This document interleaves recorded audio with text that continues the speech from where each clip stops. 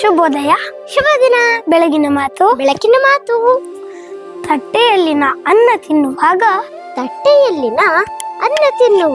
ಯಾರಿಂದಲೂ ಕಸಿದಿಲ್ಲ ಎಂಬ ಖಾತರಿ ಇರಬೇಕು. ಯಾರಿಂದಲೂ ಕಸಿದಿಲ್ಲ ಎಂಬ ಖಾತರಿ ಇರಬೇಕು.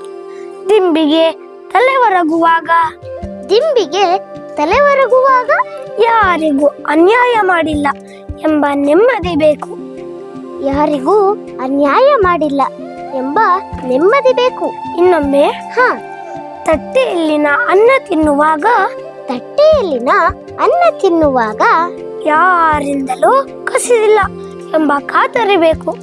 ಯಾರಿಂದಲೂ ಕಸಿದಿಲ್ಲ ಎಂಬ ಖಾತರಿ ಬೇಕು.